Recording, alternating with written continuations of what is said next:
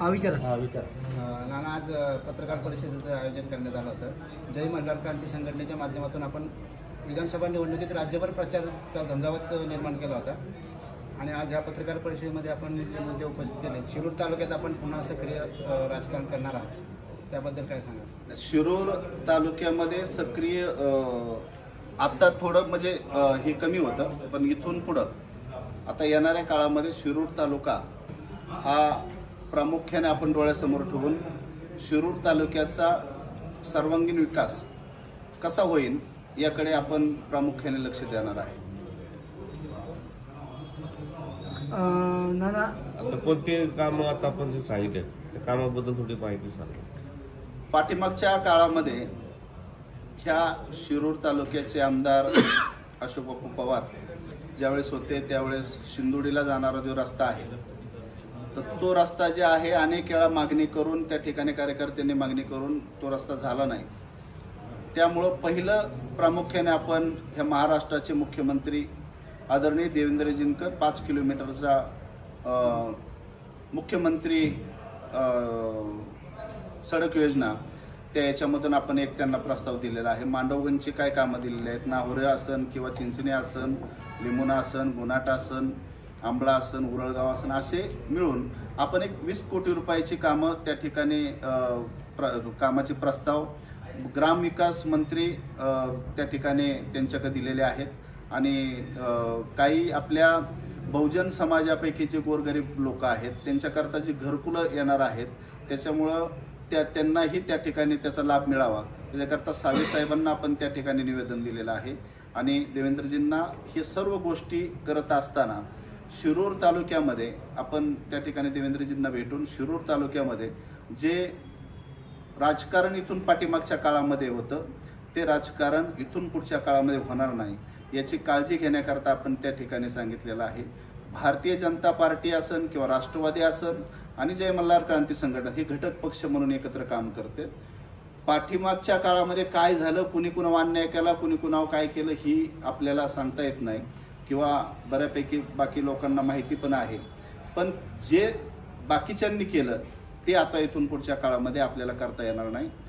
आज शिरूरमध्ये आल्यानंतर अनेक ठिकाणी थांबल्यानंतर मला काही गोष्टी समजल्या की जी गोष्ट अशोक बापू पवार यांच्या काळामध्ये त्यांच्या कार्यकर्त्यांनी काही कामांवरती लोकांच्या कामांवरती अन्याय केला किंवा कामामध्ये गेले किंवा कामं काढण्याचा प्रयत्न केला किंवा त्या ठिकाणी त्यांना डॅमेज करण्याचा प्रयत्न केला तर मी त्याच पद्धतीने या ठिकाणी आपल्याला सांगतो की मला समजलं की त्याच पद्धतीने ही इलेक्शन झाल्यानंतर काही कार्यकर्त्यांचं त्या पद्धतीने चालू आहे. तर मी आपल्या माध्यमातून या ठिकाणी आवाहन करतो की आपण अशा जर गोष्टी पुढे जर समोर आल्या राष्ट्रवादी काँग्रेस असन किंवा इतर कुणीही असो त्या ठिकाणी कुटुंबाच्या याच्यापर्यंत कुणीही जाऊ नये. कुणाचं कामं काढण्यापासून किंवा कुणाचं कुटुंबाचं वाटोळं करण्यात इतकं आपण खालच्या पातळीला जाऊन कुणी काम करू नये. आपल्यामुळं समाजाचं आपल्यामुळं पक्षाचं नाव खराब होणार आहे. त्यामुळं अशी जर काय गोष्ट जर झाली तर ती माझ्या घटक पक्षामधले जरी काही लोक असतील तर त्या ठिकाणी मी त्यांचा नक्की विरोध करीन असं या ठिकाणी आपल्याला सांगतो. 2029च्या विधानसभेची ही तयारी आहे का? या ठिकाणी 5 वर्ष अजून राहिलेले आहे. याच्यामध्ये प्रामुख्याने या महाराष्ट्राचे मुख्यमंत्री देवेंद्रजी झालेले आहेत. माझे चांगले संबंध आहेत.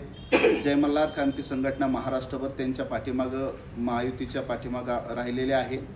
येणारा काळ आपल्याला डोळ्यासमोर ठेवून ह्या महाराष्ट्राचे मुख्यमंत्री झाल्यामुळं शिरूर तालुक्याला प्रामुख्याने या शिरूर तालुक्याचं मी भूमिपुत्र आहे आणि यामुळं शिरूर तालुक्याला जास्तीत जास्त निधी मुख्यमंत्री याच्यामधून कसा आणता येईल, मंत्रिमंडळातून कसा आणता येईल याचं इथून पुढच्या काळामध्ये मी त्या ठिकाणी सर्व करणार आहे.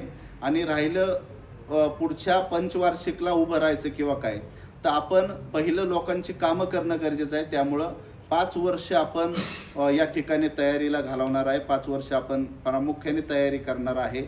आपण लोकांपर्यंत जाऊन लोकांची सेवा करण्याचा प्रयत्न करणार आहे. ह्या तालुक्याचे भाग्यविधाते आदरणीय बाबूराव पाचरणे साहेब यांना डोळ्यासमोर ठेवून ते आमचे गुरु होते. त्यांनाच गुरु मानून ह्या तालुक्याचा सर्वांगीण विकास कसा होईल याच्याकडे लक्ष देऊन 5 वर्षानंतर आपण नक्कीच समाजासमोर जाऊन आपण महाराष्ट्राचे मुख्यमंत्री आदरणीय देवेंद्रजींना या ठिकाणी आपल्याला संधी द्या असं आपण त्या ठिकाणी मागणार आहे. येणाऱ्या जिल्हा परिषद पंचायत समितीमध्ये आपल्या संघटनेची काय भूमिका असणार?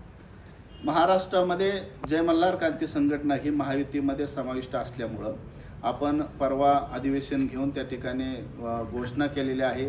सर्व समाज बांधवांनी, महाराष्ट्रातल्या सर्व बहुजन समाजाने त्या ठिकाणी हे केलेलं आहे.